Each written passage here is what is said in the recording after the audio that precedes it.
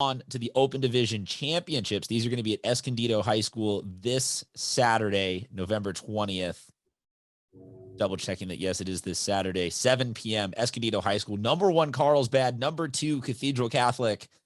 Kind of the dance that we've all been watching happen. And this isn't a particular, I mean, no one's surprised, right, by this matchup. Like, this is kind of the matchup that more than any other year in recent history, we've kind of had zero doubts was going to come together in the Open Division Championship, barring something spectacular happening.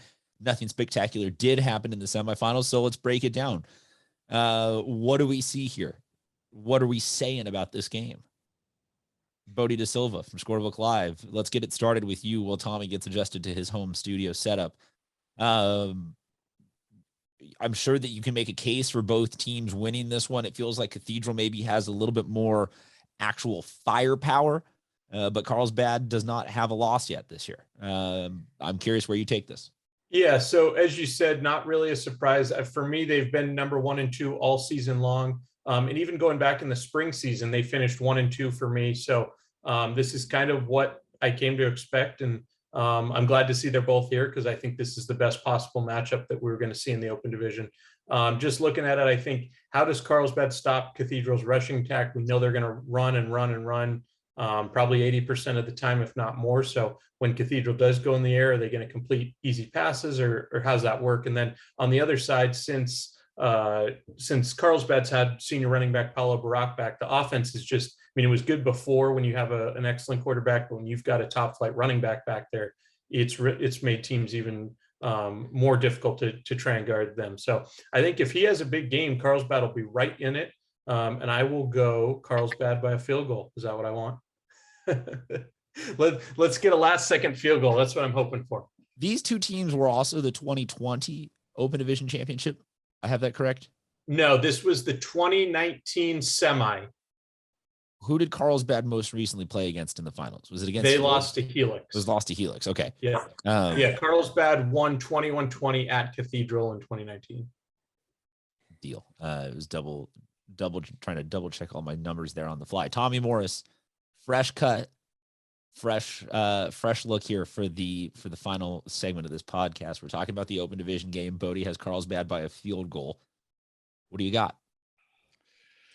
I will go Cathedral by a touchdown here. We've got arguably the best quarterback in the county playing arguably the best running back in the county. Cathedral, I've talked about them all year. I don't think there's really anyone.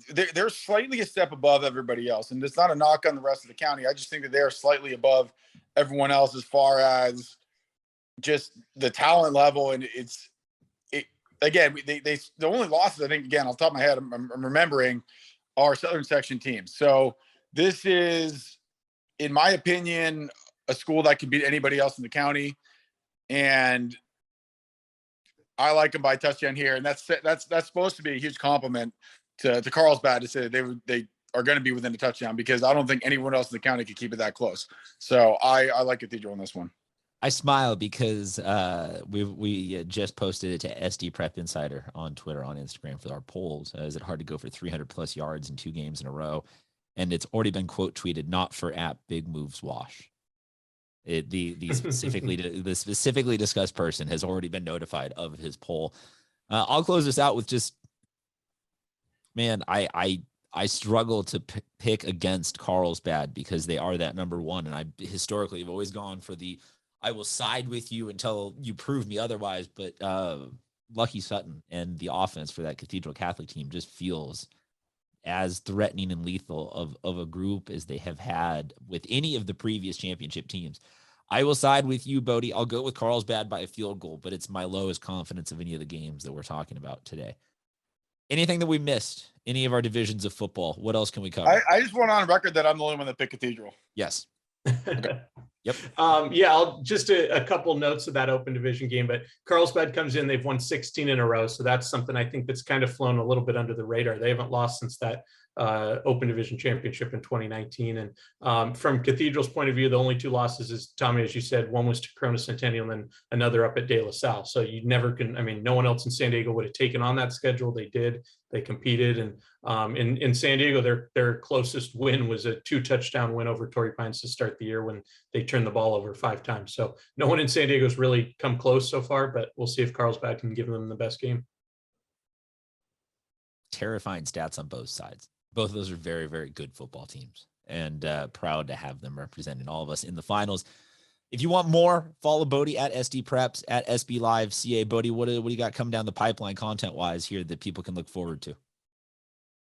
Yeah, so about an hour ago, just posted the top 10 winningest active football coaches in the section. So some surprising names. I think there's 4 that are still have their teams in the playoffs this year. So some fun stuff there. And then, yeah, later on today, I was able to catch up with both of the Open Division coaches yesterday at Escondido High School. So some quotes from them on what they're looking forward to in this game. And yeah, obviously semifinals Friday and Open Division Saturday. So huge week ahead. And we got basketball tipping off. So great time. There we go. Yes, he got to it. Hey, and kudos to CIF for putting the Open finals on Saturday so people can go to a semifinals game and a finals game. They easily could have put it all on Friday, but very happy they did it that way.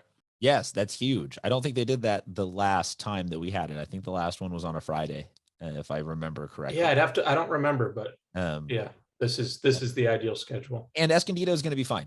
Like, say what you will about all the different venues. No, they redid the facilities. They hosted in 2012 or 13, and it was good then. And hopefully see some great games again. So. Yeah. Well, also, if you think about it, so Southwest, which is what we've had hosting it for the last couple of years, is a community college stadium. Palomar Community College plays their football games at Escondido. So it is a community college equivalent type stadium. So it's not like there's really, it sounds different because it's at Escondido High School, but it is similar in the fact that community colleges play there as well. So, yeah. One, I think there's a lack of external awareness of how nice the facilities are because, and this is not to, I mean, there's no way to say this without it sounding as if it being a little bit of a knock to the Escondido program. There's just not a ton of cameras there blasting that stadium presence out every Friday night. And yeah, so some people just don't know the facilities there are awesome. There are a couple of, there's really the only other one that I would say would be a high school that I'd be like, yes, I fully endorse that, but the parking situation is awful, is Hilltop. Surprisingly, the stadium situation at Hilltop, it's on point. It's very nice. And they're using it for the field hockey finals. And it's like great concrete setup on both sides. But Escondido, it's going to be great. It's going to be wonderful to have the next 2 weeks of football happen, but then we are on to basketball and we are on to some of the nicer part of the year because we get to have a little bit more flexibility with games that we pick and all this stuff that we get to talk about. Anything we missed this week, guys? I'm going to add this about field hockey. I can't, every time I watch it, my lower back hurts. Just watch the way that they have to bend over and run. I don't know how they do it. And then when they get in too close and one of those swings misses and hits somebody, no, it's very painful looking sport at times. I'm completely with you on this. It seems a little absurd that's like, that's something that people volunteer for. Oh yeah, I'll run hunched over for 45 minutes. And hurt my lower back intentionally. Yeah. But hey, we support it. If I was a chiropractor, I would set up at a game every single week. So that's your side hustle is just be. Yeah, I got to get a chiropractic license and just show up and just have what are the chiropractor table things called? One of those massage setups. Yeah, exactly. Just start doing adjustments there. Yep. Deal. I like that. All right. Well, folks, we will return next week with Tommy pursuing his MBA as he sets up his field hockey chiropractic business. And Bodie has some more basketball for us. Thank you very much, everyone, for tuning in to another episode of San Diego Prep Insider. We will talk to you guys next week.